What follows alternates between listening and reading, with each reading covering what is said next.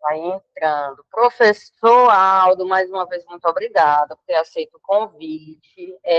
O projeto da gente, ele acontece todas as segundas-feiras. Inicialmente, ele foi desenhado para completar o conteúdo da formação dos nossos residentes da pediatria, depois da residência multi, acabou complementando a carga teórica da residência em cuidado paliativo. Acabou que nós, daqueles que cuidamos de crianças com condição crônica complexa, do cuidado paliativo, somos muito, muito poucos no Brasil. Então, a gente acabou expandindo o convite para outros estados. Então, vez ou outra, aqui na sala, a gente tem colegas de outros serviços, tá, pessoal? E aí a gente acabou deixando ali no YouTube, enfim. Então, aqui na sala, vez ou outra, entra um colega de outro estado, mas é mais norte e nordeste. Então, tem sido, assim, bem bacana, porque tem sido uma troca muito rica. A gente tem convidado colegas, quando a gente entra ali no YouTube, aí a gente tem tido presença, assim, do pessoal do Maranhão, do Pará, vai ter do Pernambuco. Então, assim, sempre focando mais o pessoal aqui do norte e nordeste para trocar experiência, mas sempre tentando voltar para a expertise da gente, né? Fomos nós que começamos aqui mais no Hospital Infantil Albert Sabin, principalmente, né? E aí, quero agradecer que você está aqui, se você puder se apresentar para quem não lhe conhece. E a palavra é sua, meu amigo. Muito obrigada de novo. Sinara, eu que agradeço, né? É uma alegria estar aqui com todos. Meu nome é Aldo, eu sou professor de cirurgia pediátrica da Universidade Federal do Ceará e da Unifor, e sou cirurgião pediátrico do Hospital Infantil Albert Sabin, aqui em Fortaleza, né? E aí a Sinara e eu, a gente conversa muito sobre gastrostomia nos corredores da vida dos hospitais, né? E aí vamos trazer um pouquinho do tema aqui. Não sei como é que vocês costumam funcionar, Sinara, mas sigo as regras, se quiserem interromper, se preferem ao final, como preferir, pode seguir aí da melhor forma, tá bom?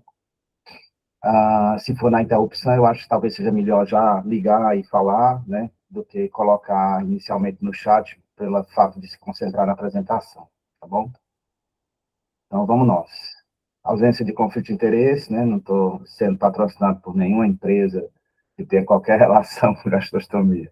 O interesse aqui é só o comum de todos nós, de oferecermos o melhor para as crianças. Então, começar aqui rapidamente, né, só como a gente costuma dizer, né? Gastrostomia, será que não é apenas uma sonda, né? Vocês todos sabem, na realidade, da importância desse tema, porque é um tema que desafia todos no cotidiano, mas eu queria só colocar um tópicozinho, que é a questão do conceito de variação de cuidado, né? Então, sempre existe aquela variação justificada e a variação injustificada quando se fala em cuidado, e a gastrostomia, ela acaba entrando, muitas vezes, infelizmente, com custo dentro do sistema, ineficiência, como uma variação não justificada, né? Exatamente pela ausência de rotinas e ausência de treinamento, né? E quando a gente fala na própria realidade da cirurgia pediátrica, esse trabalho aqui de 2017, ele posiciona a gastrostomia como quarta condição que leva a variação de custo num serviço de cirurgia pediátrica. Então, essa abençoada dessa sonda, né, que parece tão simples, ela causa realmente um impacto de financeiro e de ineficiência, muitas vezes, no sistema, mais do que a gente, às vezes, possa imaginar. E naquele princípio que todos nós procuramos adotar, né, a busca do cuidado certo, no tempo certo, no lugar certo, é um desafio de todos nós, enquanto equipe multiprofissional, tentar reduzir essa variabilidade de cuidado, melhorar essa segurança para o paciente e oferecer algo melhor do que muitas vezes é oferecido. E essa frase eu gosto muito dela, que é de um ex-presidente americano, que era um general 5 estrelas na época, que dizia que antes da batalha o planejamento é tudo, né? Mas depois que começa o tiroteio, os planos são inúteis, porque vira aquela zona de guerra, e aí, no meio de uma emergência lotada, né, é difícil achar uma que não seja, chega aquela mãe com aquela sonda na mão, a sonda saiu, e aí, muitas vezes, isso gera uma confusão dentro da emergência, na busca de saber como conduzir, e às vezes até a convocação ou a espera por um cirurgião, quando muitas vezes não é necessário. Então, a busca de planejar antes de enfrentar o front é sempre importante para a gente reduzir os problemas, tá? Então, para a gente entender um pouquinho e buscar detalhes nesse manejo, vou relembrar aqui alguns tópicos. Então, primeiro lembrar que no cenário pediátrico, na verdade, tirando a fibrose cística, em que você acaba usando a gastrostomia como uma maneira de ofertar um suporte calórico adicional para uma criança que ingere adequadamente e não tem disfagia, na grande maioria dos casos, nós estamos lidando com crianças com quadro neurológico e que vão ter disfunção do trato digestório. Então, não é uma sonda num estômago normal, é uma sonda num estômago que muitas vezes tem graus diversos de gastroparesia, num, no intestino delgado, num duodeno com desmotilidade, no esôfago com desmotilidade. Então, eu estou inserindo uma sonda dentro de um trato digestório anormal. Então, isso por si só já nos causa problemas que não haveriam de acontecer se nós tivéssemos um trato digestório são. Então, no cenário também pediátrico, para quem já tem mais tempo aí de labuta, sabe que a gente passou, nas últimas décadas, daquele cenário de que toda criança com gastrostomia ia para a cirurgia por refluxo, para um cenário de seletividade. Então, foi entendido que realmente a gastrostomia por si só, a realização dela não causa refluxo por si, e que você acrescentar cirurgia anti-refluxo em todo mundo seria desnecessário. Aumente o tempo cirúrgico, aumente o tempo anestésico e, muitas vezes, aumente a morbidade, tá? Então, um dos elementos que levou também à mudança desse paradigma é que, mesmo que você faça uma válvula anti-refluxo que não seja tão apertada, que seja frouxa, que é o ideal, né? Também do ponto de vista de abordagem de fisiologia, você está lidando com um esôfago com desmotilidade. Então, começou a sair artigos na literatura internacional mostrando aumento de pneumonia aspirativa por saliva. Então, você, há mais de 20 anos, né, ficava aquela coisa, não, vamos fazer cirurgia de refluxo em todo mundo, e ainda faz bastante apertado para garantir que a comida da gastrostomia não vai voltar, né, não vai ter refluxo. Aí, maravilha, não subia, mas também não descia. Então, a saliva parava na válvula, voltava e a criança broncoaspira. Então, nem há mais obrigatoriedade de fazer cirurgia de refluxo em todas as crianças, isso é uma avaliação seletiva, como também naquelas que forem feitas, ter cuidado para não fazer válvula apertada demais, porque não vai funcionar em relação ao resultado final global, tá? Lembrando que aqui a indicação da gastrostomia não é do cirurgião pediátrico, né? A indicação da gastrostomia, ela é da fonoaudiologia, que avalia a disfagia. Toda criança que vai para a gastrostomia, porque alguém cogita a gastrostomia, obrigatoriamente tem que passar pela fonoaudiologia antes. Não é só, mesmo aquela criança que, assim, você olha para ela e todo mundo concorda que tem que fazer, mas é importante que a fono avalie de forma adequada, porque há situações em que, às vezes, você acha que aquilo vai ser definitivo e a fono sinaliza que não, que existe um potencial de recuperação a médio prazo, tá? E aí essa criança também, depois da avaliação da fono, também na avaliação clínica de equipe multiprofissional, você vai avaliar se vai fazer a válvula, se não vai, como será feita essa válvula, enfim, diversos pequenos detalhes que vão depender do prognóstico a médio e longo prazo daquela criança em específico, tá? E aí lembrar alguns detalhes, porque quando você faz uma gastrostomia isoladamente, e se você faz uma gastrostomia junto com cirurgia de refluxo, o pós-operatório também é diferente. Então, se você fizer a cirurgia de refluxo por necessidade, obviamente, é esperado que nas primeiras semanas, mesmo que você faça uma válvula de refluxo frouxa, você tenha dificuldade na deglutição da saliva, porque você tem edema no local onde foi feita a válvula, então vai ter processo inflamatório naquela junção esofágico-gástrica, e a mãe vai relatar a famosa baba branca, né? O doutor faz ele está colocando uma baba branca mais espessa nesses primeiros dias. Isso aí é a saliva que está tendo dificuldade de descer. Com o tempo, aquele processo inflamatório cede do local dos pontos, onde foi feita a válvula, e a saliva volta a descer com mais tranquilidade. Mais uma vez, fono antes, fono depois. Então, o treinamento e também o atendimento da fono nesse pós-operatório também é essencial para trabalhar com esse processo de deglutição. E ter cuidado na administração, principalmente em crianças de tenra idade, nessas que foram realizadas a cirurgia de refluxo, porque como a gente vai usar, obviamente, o estômago para fazer a válvula, naturalmente, esse estômago vai estar menor. Então, ele fica reduzido.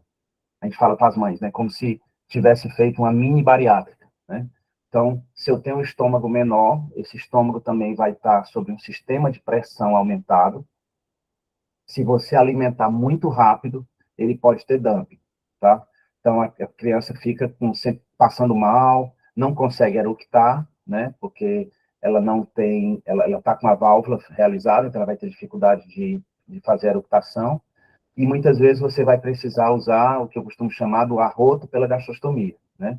Então, percebe que a criança não está bem, eleva a sonda, abre a sonda para que o ar saia e ela consiga seguir com a alimentação. Então, ter bastante cuidado. Se essa criança alimentava por sonda nasointeral, digamos assim, durante 1 hora, né? É interessante que até às vezes se aumente o tempo de infusão no pós-operatório, para que com o tempo esse estômago vai se adaptando, esse tamanho gástrico com o tempo ele vai voltando ao tamanho normal, por causa da pressão, e você consiga alimentar com tranquilidade. Então, a progressão de dieta numa criança que fez refluxo junto e que fez gastrostomia isolada é diferente. Então, na que fez cirurgia de refluxo junto, você tem que progredir, você pode progredir o volume relativamente rápido, mas mantendo o volume de infusão lento. E depois que você chega no volume de infusão adequado, perdão, no volume-alvo adequado, é que você vai devagar reduzindo esse tempo de infusão, tá?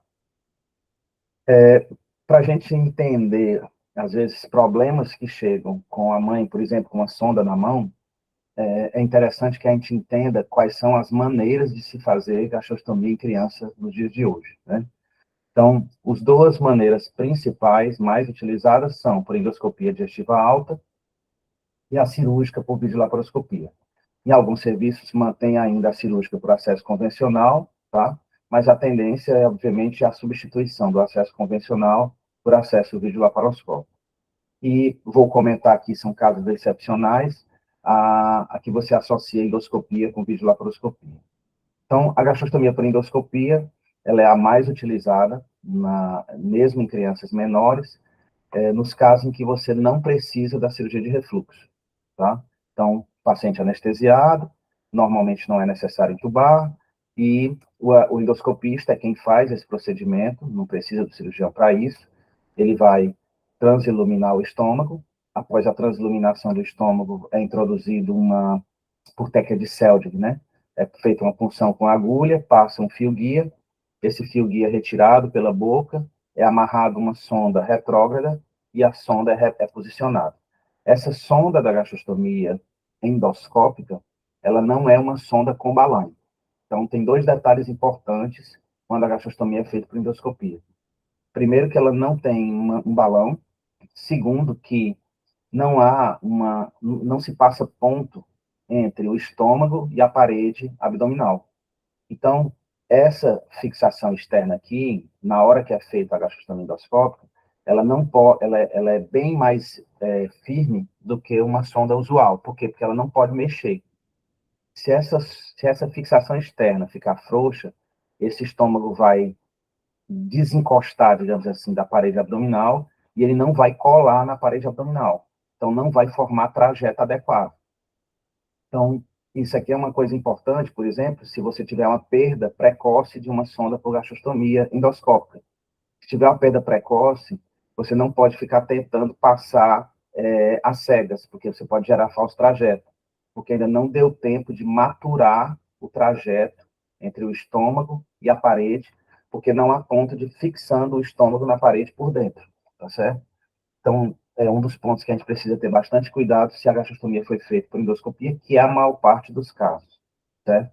Então, vejam aqui, há serviços, isso varia, tá, pessoal? Do tamanho da criança, da condição nutricional da criança.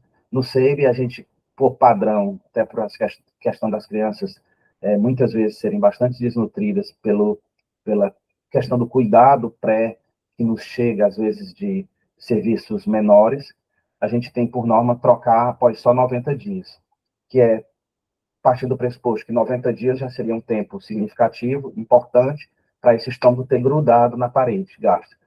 Então, se a sonda cai antes, o estômago desaba, e aí você vai passar uma sonda dentro da cavidade abdominal, porque não fez o trajeto ainda.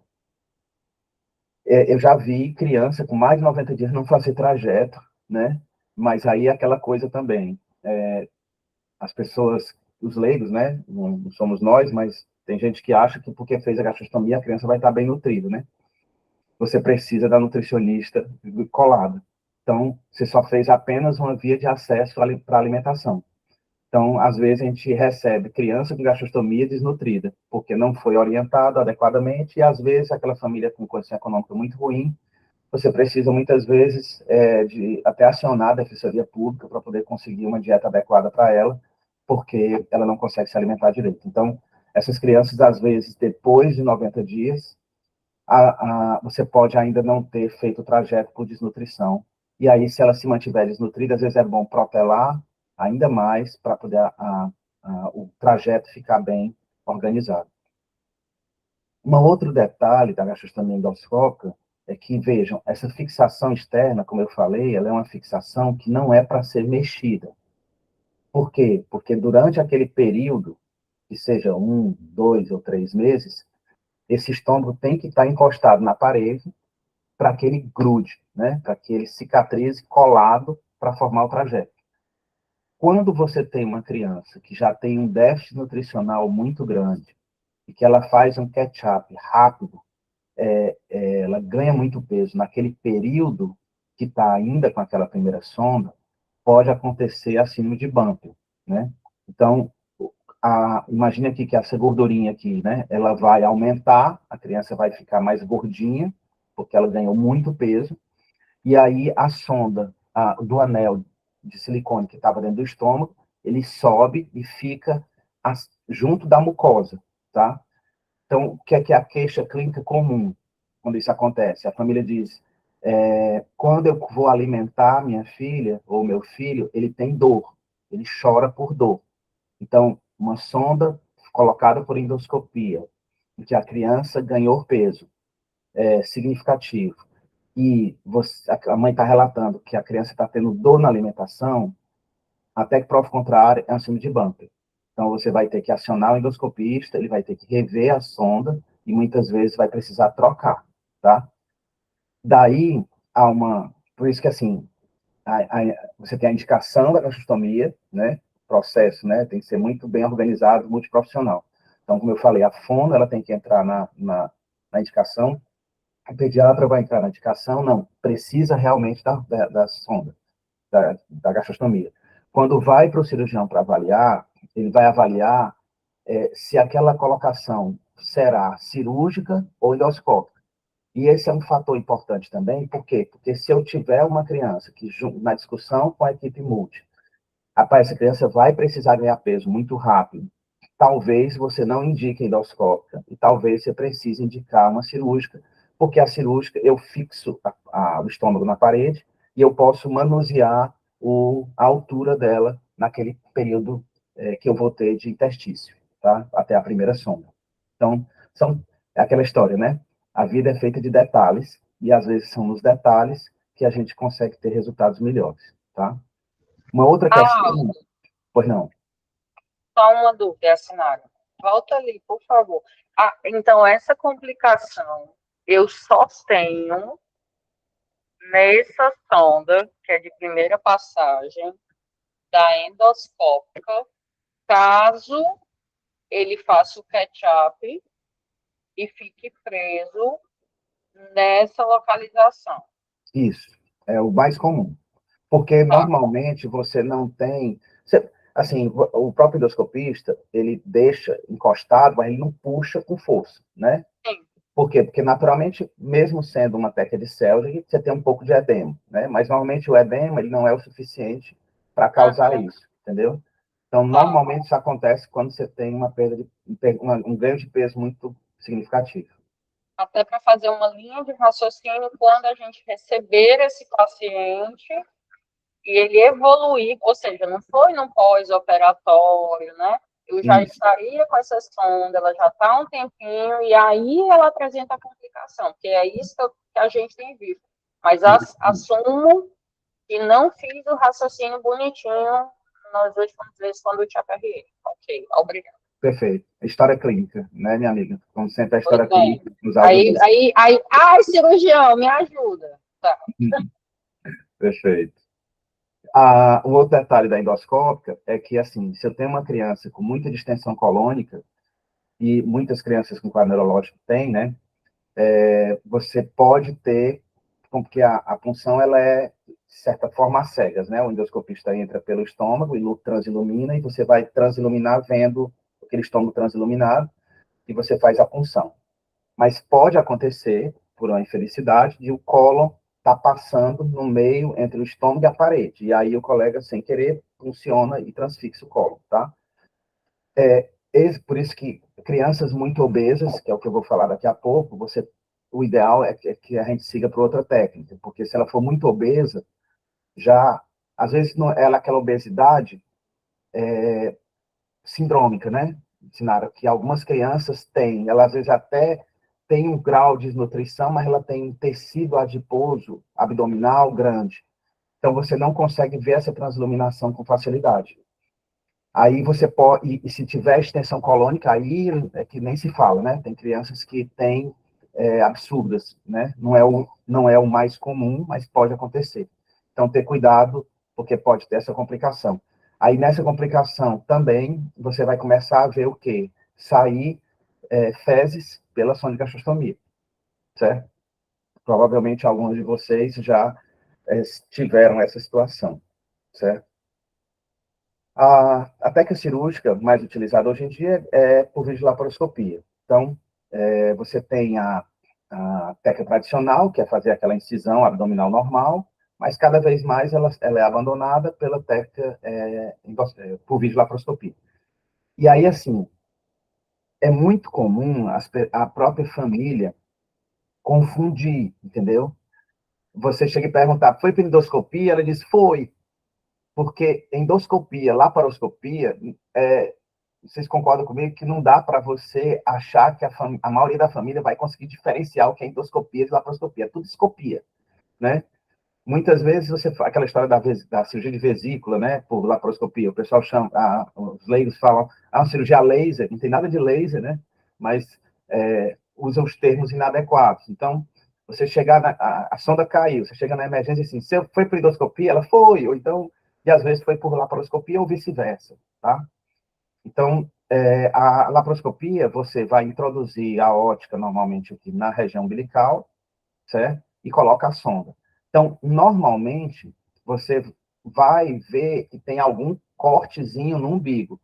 Se for com um tempo maior, e dependendo como foi feito, às vezes você já não percebe, tá certo? Porque a gente já faz de propósito para ficar escondido.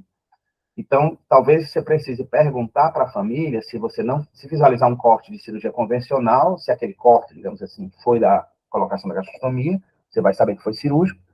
E se não foi, às vezes perguntar para a mãe, teve um curativo no umbigo, né? Se tiver tido um curativo no umbigo, foi por videolaparoscopia, não foi por endoscopia pura. Através daqui você introduz a ótica e depois já introduz um dispositivo que é o trocart, né? E você já pega o estômago. Nesse caso, você usa uma sonda com balão, tá bom? No exterior, o pessoal já coloca o botão de cara, mas não é a nossa realidade, mesmo no serviço privado, porque a gente não tem estoque de botão devido ao custo, né? No Brasil, pelo menos na nossa região aqui, eu não vejo isso acontecer. Então, você usa a primeira sonda com balão. Não tem limite inferior de idade, tá certo? E o estômago é fixado, então isso é importante. Como é toda a técnica cirúrgica, o estômago ele é fixado. Então, não tem não tem vírgula, né? A chance de desabar é muito menor. Em geral, com 30 dias, ele já está colado ali e você já tem trajeto. Então, se essa sonda cair com menos de 30 dias, ou 40, principalmente 30, é bom que você chame o cirurgião para ele ver se o trajeto está ok, para não ter risco de falso trajeto. Mas se ela caiu com 60, com 80 dias, se ela foi cirúrgica, o trajeto está feito. Então, qualquer enfermeira bem treinada, ela vai trocar isso de olho fechado, tá certo? Não tem estresse, certo? Gente, essa é a, é tipo assim, por favor, levem isso para a vida.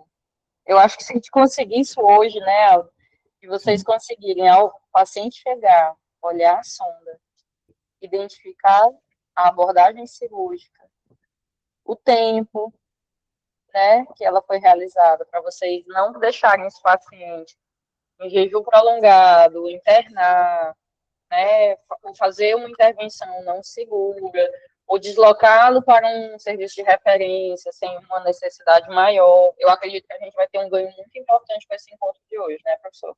Sim, é Então, isso assim, mesmo. são detalhes, mais uma vez, que são extremamente importantes, mas está aqui, ó, a gente tem que entender, né? E voltar nessa aula, assistir de novo, né? Porque, assim, ó, eu tenho coisas que eu tenho dúvida, e eu vivo perdendo o pobre do lado. Toda vida que ele passa, eu vou lá, ele, eu vou lá e olho de novo, porque isso não é sempre o que a gente está em contato, diferente do cirurgião, obviamente, né? Mas tirar dúvidas sempre que a gente vai ao especialista, que possível, mas é algo que a gente está cada vez mais em contato, né? E aí, Sinara, eu vou mostrar, reforçar de novo um pouquinho à frente, mas se houver a dúvida, o negócio é olhar a extremidade da sonda, né? Então, veja, aqui eu tenho uma sonda que tem o balão. E vocês sabem que a gente tem uma diversidade muito grande de materiais, né? Mas, já, às vezes, o abençoado do balão tem a mesma cor da entrada da dieta, não é passê, mas enfim, né? Tem umas marcas aí, né, de determinados países que é tudo junto. E aí você tem que ter cuidado. Então, mas tendo o balão, uma coisa é certa, ela ou foi feita cirúrgica, ou se foi feita endoscópica, já foi trocada, certo? Ela já não é mais a endoscópica inicial. Então, a maneira mais simples, eu estou explicando os detalhes técnicos aqui da cirurgia para todo mundo entender, mas é você olhar a ponta da sonda, certo? Se a ponta da sonda tem balão, você, opa, das duas, uma, ou é cirúrgico ou endoscopia já trocou. Se você conseguiu entender que já foi feita endoscopia, a mãe diz, não, foi feita endoscopia, já foi feita a troca e tudo, pronto, beleza, o trajeto já está feito. Se foi feito cirúrgico, tem 30 dias, tem 45, se for o caso? Tem, então também está de boa, tá? Sem problemas. Há uma discussão, há uma controvérsia na literatura, se em crianças de tenra idade seria melhor fazer endoscópico ou laparoscópico, tá, pessoal? Isso aqui, na realidade, vai depender muito da experiência do serviço e, na realidade, da experiência do endoscopista, tá bom? Então, esse trabalho aqui, ele sugere mais complicação na endoscópica, mas coloquei até aqui, controvérsia, porque tem muitos serviços com larga experiência que não tem esse tipo de complicação maior na endoscópica. Então, se você tiver uma boa seleção de pacientes, que eu digo, definir bem os critérios, o que é que esse paciente tem, qual é a previsão dele, e você consegue selecionar bem qual que vai para qual, você reduz sobremaneira a taxa de complicações, tá bom? A gastrostomia cirúrgica, ela naturalmente será mandatória nas crianças com desvio importante de coluna, porque aí o estômago, muitas vezes, ele vai para aqui, para debaixo do rebordo costal, então não tem como o endoscopista colocar. Se tiver cirurgia abdominal prévia, porque tem muita aderência, então ele não vai ter dificuldade transluminar e vai ter um risco mais alto de ele pegar o cólon, tá certo? Então, e se, obviamente, se tiver doença do refluxo associada, que você vai ter que fazer válvula, certo? Então, essa seleção também é importante. De acordo com a anatomia do paciente, o histórico dele, você pode ou não deslocar para endoscópica ou para cirúrgica. Se a gastrostomia for feita com refluxo, laparoscópica, em vez de 2, você vai ter 5 portais, tá? Hoje em dia a gente tem material de 3 milímetros, então você consegue fazer isso em criança de 3, 4 quilos sem nenhum problema, no sentido de necessitar fazer aquela incisão convencional. Lembrando que não é uma questão estética, né? Isso já passou esse período de discussão, né? É uma questão de melhor pós-operatório. Na realidade, o que nós estamos agora é evoluindo em passar para, a tendência é passar para a robótica, né? Como a cirurgia laparoscópica, a tendência de muitas vezes passar para a robótica. Nós não temos material ainda para criança muito pequena, ainda é uma cirurgia mais simples, mas de uma criança que já tenha cirurgia de refluxo prévia, que não foi feito gastrostomia, e que você precise, perdão, uma criança que tenha gastrostomia prévia, e que você precise depois fazer a cirurgia de refluxo, a cirurgia robótica certamente será bem mais útil, porque ela consegue fazer giros, digamos assim, nos instrumentais que a laparoscopia não consegue, tá bom? E, por último, é pouco utilizada, mas ela tem que entrar dentro do arsenal, que é a chamada gastrostomia endoscópica videoassistida, que você combina, pessoal, a endoscopia... Preciso me alongar, eu tô só o pó da preguiça. A endoscopia com a vídeo, tá? Então, quando é que você vai indicar a LAPEG? Normalmente em crianças que têm um tecido adiposo mais significativo, ou que ela tem uma grande distensão colônica, que você não consegue reduzir com manejo relativamente agudo, você não consegue reduzir essa distensão colônica. Então, você pode, e não precisa da cirurgia de refluxo, né? Então, eu continuo precisando só da gastrostomia. Então, eu vou, como ela é uma sonda endoscópica, a sonda é sem balão, ok? Só que eu coloco uma ótica pelo abdômen para eu ver por dentro. Então, está o endoscopista vendo por dentro do estômago e eu estou vendo por fora do estômago pela endoscopia. E entra o cirurgião com o endoscopista. Então, quando o endoscopista vai insuflar o estômago na endoscopia, eu estou vendo se não tem cólon passando junto entre o estômago e a parede. E se tiver, nós já tivemos casos assim, que a gente coloca outras pinças para tirar o estômago entre a interface e fazer com que o estômago suba para a parede, certo?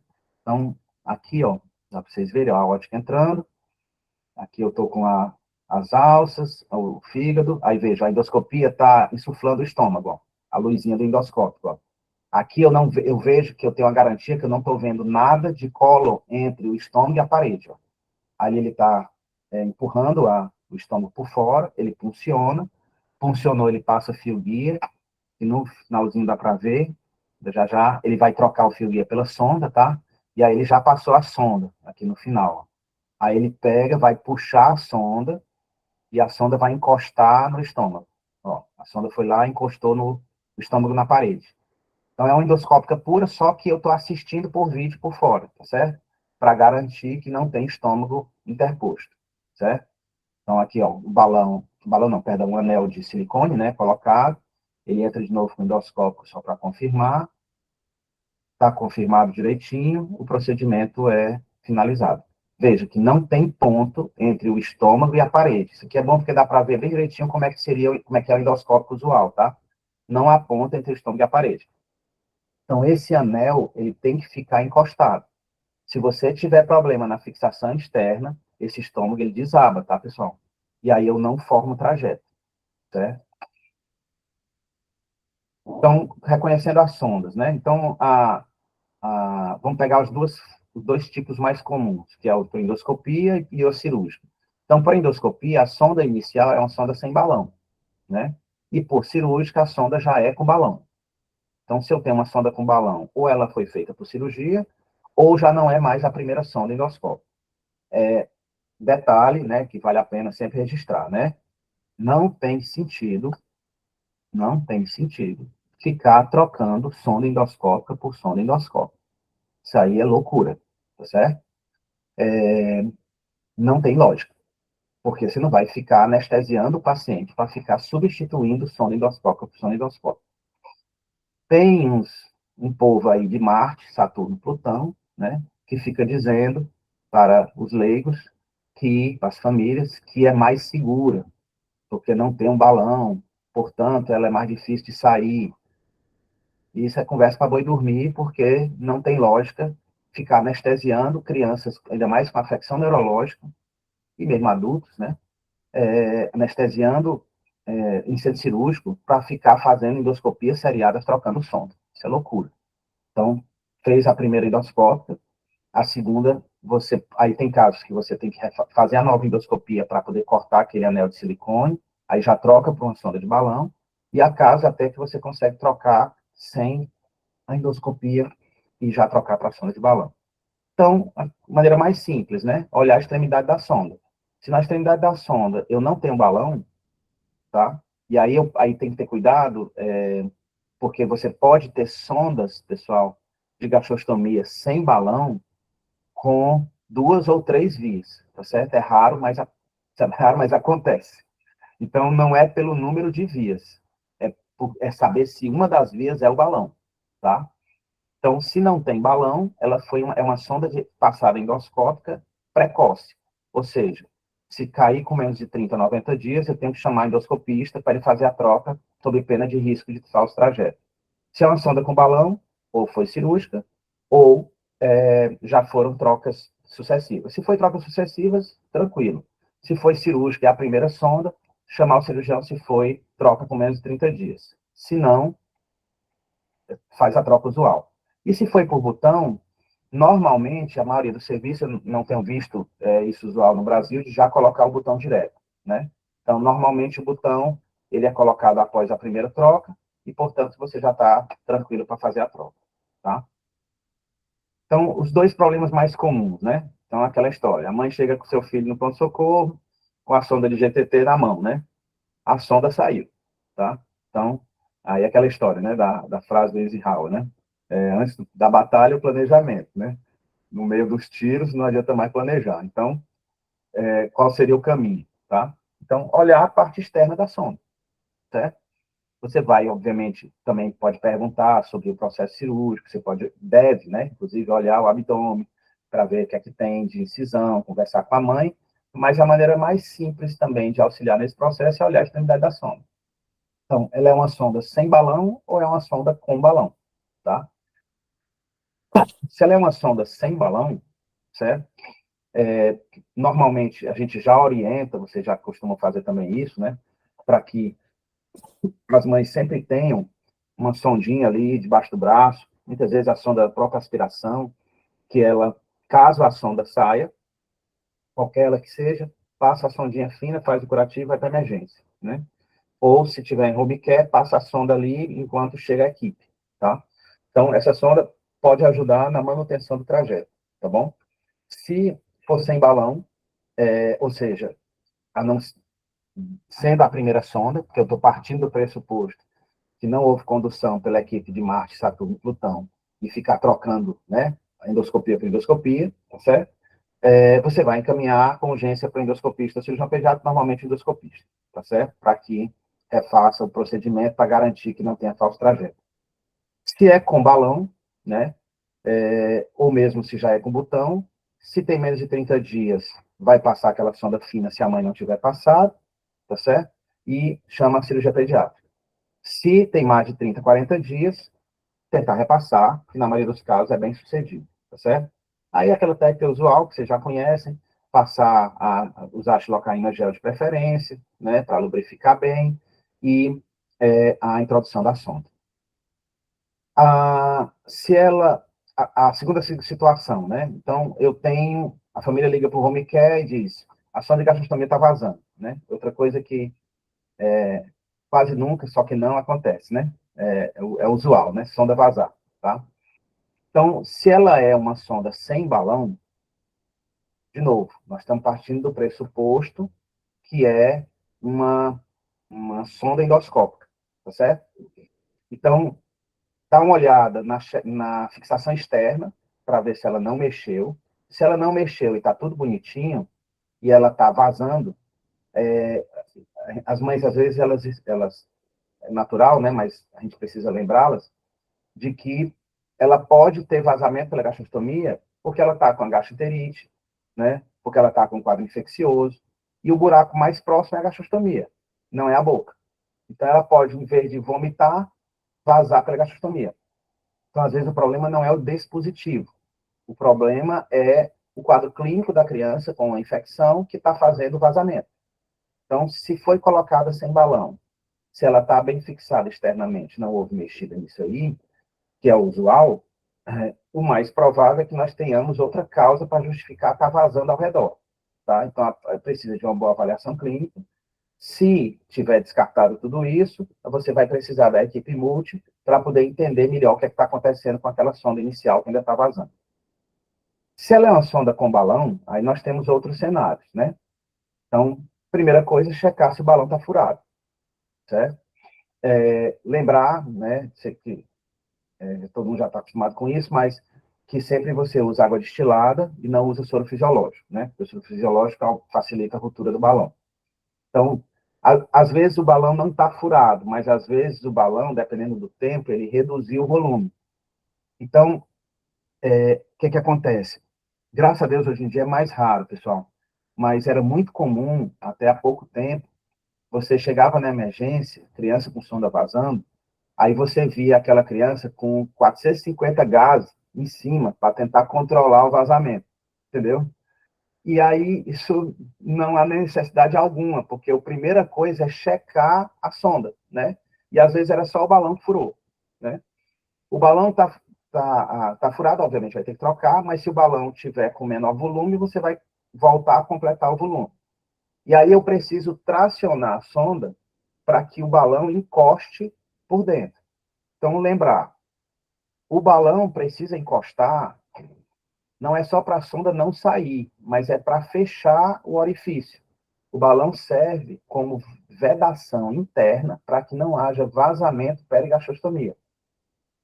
Então, esse anelzinho externo, todo mundo sabe que com o tempo, ele começa a ficar flácido e começa a não segurar a sonda externamente. Então, o que acontece? A sonda vai migrando. Se a sonda migra, ela vai vazar ao redor da sonda. Então, em vez daquelas 450 gases, você checou o balão, está bem? Você vai tracionar a sonda para o balão encostar. Só em fazer isso, em 99,9% das vezes, para de vazar, certo? Aí, tracionou externamente, você empurra o anel externo para ficar fixo, por fora e por dentro. Lembrar, graças a Deus, na maioria dos hospitais hoje em dia não tem mais, né? Mas, como diz meus filhos, são do século passado, né? Então, nós somos da época que tinha... Só não, você é mais novo, eu que sou da época, você não viu isso, né? Sonda vesical como gastrostomia, né? Bico de mamadeira. Não vi. Então, lembrar que numa sonda vesical, né? Quando você passa a sonda vesical, você passa até onde não puder mais, e depois insufla o balão para trazer. Se você passar até onde não puder mais uma sonda, ela pode, eu já vi isso acontecer, ela pode ir lá no duodeno, e quando você insufla, ela trava o piloro. Então, você faz uma obstrução gástrica. Como é que você sabe que isso está normal? Então, você vai ver os centímetros aqui externos. Bem, tem 8 centímetros numa criança pequena. A criança não tem 8 centímetros de parede abdominal, né? Você tem que ter um super obeso para você ter 8 centímetros de parede abdominal. Então, se eu tracionei e eu vejo centímetros e isso tá muito grande, o número está alto, é sinal de que essa sonda possa ter parado presa lá no pilório. E aí eu preciso desinsuflar para ela voltar. Tanto é que quando se passa a sonda, gastrostomia, você vai passar ali 2, 3 centímetros, se for um bebê, às vezes 2 centímetros, 3 centímetros você já entra no pilório, né? Só o suficiente para passar a parede, já insufla e já traz, tá certo? E aí, com isso, você consegue estabilizar. Então, vou checar se o balão está furado, ensinei o complemento, traciona a sonda, checo a altura. Se a altura está ok, né? Então está compatível, eu empurro o anel externo e fixo, tá? Eu Pois queria não. só pontuar uma coisa, como eu queria que a gente, clínico, colocasse isso no nosso exame físico, né? Ao examinar a sonda de gastrostomia, olhasse essa numeração, né? E aí eu aprendi com você essa questão de que alguns pacientes vão ter essa parede abdominal diferente, e aí por isso essa numeração, que eu nem olhava esse número, então aprendi contigo isso de olhar, e a maioria realmente dos nossos pacientes vai estar em torno de 2 e 3, os maiores, né, que a gente pega, e como muitas vezes o vazamento é simplesmente ter deslizado. Então, como a gente, ao colocar isso numa rotina do processo de avaliação, nós que temos que treinar as famílias, eles passam a fazer essa supervisão também, a gente, no caso das nossas unidades de transição, a gente tem visto que no processo de educação continuada, quando eles estão fiscalizando também, isso não tem sido uma intercorrência dos nossos pacientes, porque aí, naturalmente, se vaza, lesiona ósseo, se lesiona ósseo, aí você tem intercorrência com alargamento, granuloma, que são questões preveníveis, e aí vai, né? Então, assim, são coisas que dentro da unidade a gente tem tido uma taxa baixa de intercorrência, porque tem sido algo de mais rotina, porque a educação está ali o tempo todo. O que eu queria te perguntar, que eu tenho percebido que a gente não tem falado, essa checagem do volume do balão. Eu tenho visto algumas famílias, após a deshospitalização, transformarem em rotina a checagem. Você está entendendo? Então, assim, aí depois eu parei para pensar, poxa, eu acho que a gente não orienta que elas façam uma rotina de checagem, de olhar mesmo a cada 2 dias, ou somente se sair do lugar, se vocês orientam, todo dia checar. Porque eu fico pensando, poxa, será que faz sentido eu transformar uma rotina, olhar o volume do meu balão, se ele está sempre com os 5 ml lá, conforme a marca, né? Conforme o tamanho, se é uma coisa que você orienta. Assim, não há necessidade de uma checagem com tanta frequência, tá certo? Aqui entre o grupo está a enfermeira Vanessa, que é também do cuidados paliativos da maternidade escola, da UFC, né, que é enfermeira e estomaterapeuta. Ela está acostumada com esse segmento, né, essa avaliação, e sempre, por exemplo, que ela vai fazer uma avaliação em um cenário que tem algum problema, faz parte da rotina dela, por exemplo, checar o volume, né? Mas checar com frequência pela família, particularmente, eu acho que não é necessário, e ainda mais fazer todo dia. Vanessa, se você quiser até complementar, fique à vontade, tá? Bom dia. Doutor Aldo, no serviço domiciliar, bom dia a todos. Eu oriento, hoje em dia, eu tenho orientado a família a 15 dias, uma vez por mês, fazer essa checagem. Porque o que a gente percebe é que, às vezes, eles têm microfuros e eles vão reduzindo esse volume e vai acarretando também, tanto em deixar essa sonda mais frouxa, né? Eu boto ele mais frouxinho, quando o balão ele vai começando a secar. Então, o que eu percebo hoje em dia é que, normalmente, entre 15 dias, no máximo um mês, eles fazerem essa checagem. Aí a gente ensina bem, né? Quando a família já está mais treinada, mais tranquila, mais adaptada àquela nova rotina, né? Que no início é bem complexo. Então, a gente já orienta, né? Lógico, primeiro, sempre manter algo na válvula, né? Na entrada da válvula, para que eles não tenham acesso com facilidade, né? Porque, às vezes, até à noite, não é nem por não saber, mas, às vezes, a conexão do local da válvula é tão perfeita com a seringa, né? Que, às vezes, está sujeito, né? Então, a gente pede sempre para fechar, né? Fazer o fechamento dessa abertura dessa válvula, dessa entrada da válvula, com algum micropore ou esparadrapo, mas a cada 15 dias, até no higiene maior dessa sonda que eu oriento, né, também, eles fazerem a checagem do balão. Perfeito. Aí, essa fixação, perdão, essa proteção que a Vanessa falou, Sinara, a gente faz, inclusive, no pós-inicial, mesmo paciente dentro da UTI, né? Aquela história, eu costumo sempre falar, nós não somos robôs, a equipe da UTI também não é robô, né?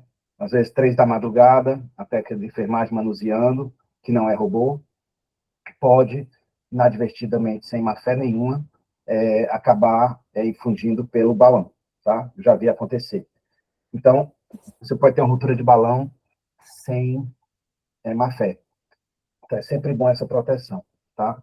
Uma outra coisa é que, assim, principalmente em bebês, a menor sonda que tem no mercado, mesmo fora do país, é 12 frentes. E ela é uma sonda que ainda fica pesada para bebê, tá? Então, por rotina, a Vanessa e eu temos colocado no pós-operatório das cirurgias, das gastroscomias cirúrgicas, aquela placa de fixação, certo? Com hidrocolóide. Então, ela é uma invenção fantástica, tá? Como diz o outro, tenho nenhum conflito de interesse em relação a isso, tá bom? Mas, assim, é maravilhoso.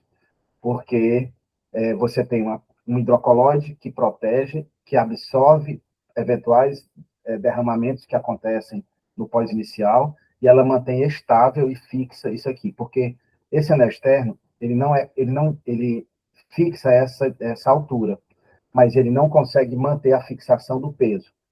Então, esse rodar da sonda, certo? Do peso, na hora de puxa para o equipo, às vezes dentro de um saquinho, que seja, é que muitas vezes vai fazendo aumentar o orifício perigastostomia, tá?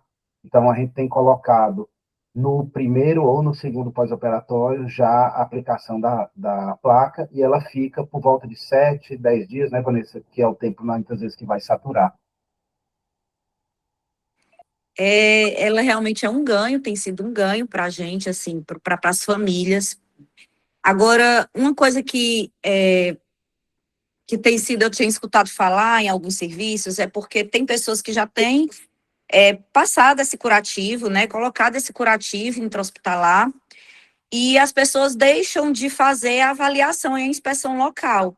Então, já escutei serviços que, principalmente de home care, que diz assim, ele não serve, ele não é bom, ele vai saturando então, assim, mas isso requer, né, porque colocou um curativo, que você não vai ter que fazer a inspeção diária, o cuidado, limpeza do ósseo, né, a gente tem que orientar as famílias que esse ósseo tem que ser limpo, tem que ser avaliado.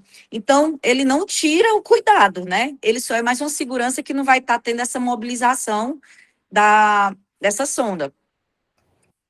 Perfeito, Vanessa. Excelente lembrança. Inclusive, assim, às vezes, você tem que saber que se às vezes a secreção é da saturação de hidrocológico que está ao redor, né? Ou se é realmente de um vazamento que esteja acontecendo de dieta. Então, se não tiver segmento e avaliação, vai ficar complicado. Então, o botão não tem essa questão do deslocamento, tá certo? Mas continua tendo necessidade de checar o volume. E aí lembrar, que, aproveitando essa deixa da Vanessa, de que às vezes você deixa lá e vai só, né, tocando, mas a criança também vai ganhando peso com o tempo e vai aumentando a parede abdominal. Então, às vezes, o botão pode sim lesar a parede, né, se ele ficar muito justo. Então, às vezes, o primeiro botão que a gente colocou estava ótimo, você tem que deixar, não pode ficar folgado demais, porque senão esse balão vai descer e vai vazar, mas também não pode ficar justo demais, senão qualquer movimentação da criança, dependendo do padrão dela, ela vai machucando aquele botão, aquela pele, tá certo? Então, muitas vezes pega lesão por botão, porque com o tempo o pessoal não se atentou que precisava de uma altura diferente. Precisava pedir um botão um pouco mais alto, porque a criança foi crescendo e foi ganhando tecido na parede abdominal, tá certo? Então, isso é importante no segmento no home care. Só, obviamente, sempre bom lembrar, né, manter o uso de água destilada e não utilizar soro fisiológico. Um detalhe também, sondas a partir de 14, na maioria dos casos, botões, principalmente botões, no caso, é de 5 a 10 ml, mas botão 12 não vai para 10 ml, tá, pessoal? É de 2, 3 a 5 ml. Então, às vezes todo mundo, não, é 5 a 10, 5 a 10, 12 não é 5 a 10, né? Então, você já posicionou bem a sonda naquele vazamento, já checou, está tudo bem, tem que olhar se o sistema da sonda em si não está quebrado, né? É mais raro, mas pode acontecer. No caso que é o botão, o extensor, ele não dura tanto tempo, né? Ele começa a ficar rígido. E se o diâmetro da sonda, botão, está muito frouxo em relação ao orifício, então se alargou o orifício, né? A Vanessa, eu sempre falo isso, e a gente, na batalha, né, Vanessa, assim, pelo amor dos meus filhinhos, não bota uma sonda maior, né? Essa é a pior coisa que pode acontecer. Então, assim, você vê aquele orifício mais largo, e aí você diz, que maravilha, é só colocar agora uma sonda 16. Aí você começa um problema sem fim, porque vai alargando, alargando, alargando, e você tem que procurar manter o mesmo tamanho. Se está muito alargado, tem casos que a gente até retira a sonda, deixa a criança ali alguns dias sem sonda. Aí entra a estomaterapia de tratar isso com as medicações. A parte clínica, às vezes, também entra junto, às vezes um inibidor de bomba, um ajuste de dieta. Tem casos mais complicados, que às vezes você precisa repassar uma sonda nasointeral para poder alimentar, mas não vá colocar sondas grandes, que você só vai aumentar o buraco e vai cada vez ficar mais difícil de você conseguir fechar, tá bom? Então, aí, estabilização, uso de diversos dispositivos aí para melhorar. E aí, se tudo ok, continua vazando, né? Lembrar que pode estar vomitando pela gastrostomia, né? Então, assim, chegou a sonda, tá tudo bem, chegou o balão, tá tudo bem, sistema tá tudo bem, não tem quebra na sonda, tá tudo bonitinho no dispositivo, eu tenho que buscar uma causa para o vômito. Então, para finalizar e deixar em aberto a todos, né? Gastrostomia, todos sabem que é um tema importante, não há dúvida. Necessita um olhar além da sonda, não é apenas uma sonda, né? Uma sonda, e muitas vezes, como eu falei, no estômago com problemas, no duodeno com problemas, no esôfago com problemas. A maioria, você tem uma desmotilidade bucal até anos nessas crianças com afecção neurológica, e não tem como atuar sem um olhar multiprofissional.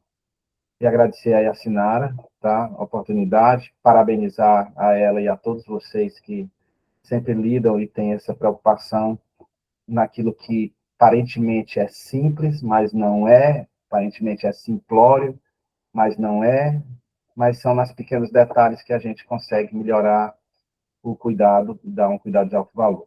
Um abraço, à disposição. Muito obrigada, professor, sempre excelente. Nossa, eu sempre aprendo, é muito bom. Eu gosto muito desse tema. É exatamente isso, né? A gente pensa que são detalhes, mas esses detalhes fazem com que essas famílias não consigam manter o cuidado, que é o que mantém estabilidade, que é o que mantém que essas crianças estejam em casa, sejam alimentadas. Então, assim, é a base, né? E aí é tudo, é tudo, é tudo, é tudo. E infelizmente, muitas vezes a gente vê as nossas crianças tendo permanência maior em ambiente hospitalar, com isso, um ósseo alargado, vou passar uma sono maior, você não,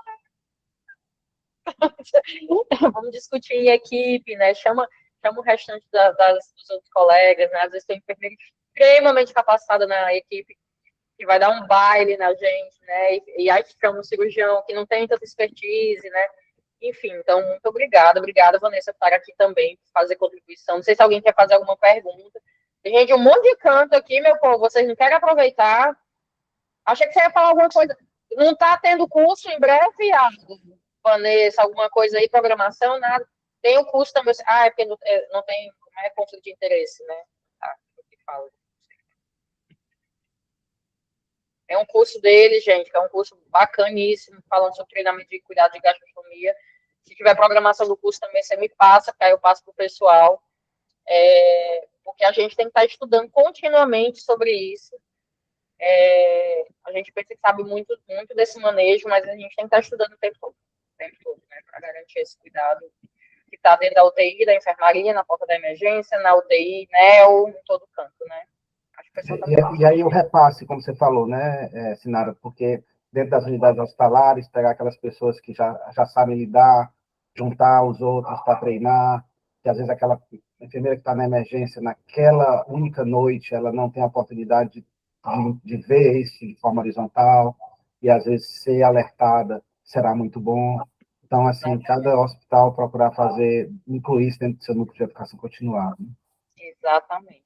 Mas muito obrigada, viu, de novo. Então vamos lá, que tem que ir para a peleja agora. Obrigada, viu, de novo. Mais, fique com Deus. Bom dia para a gente. Tchau.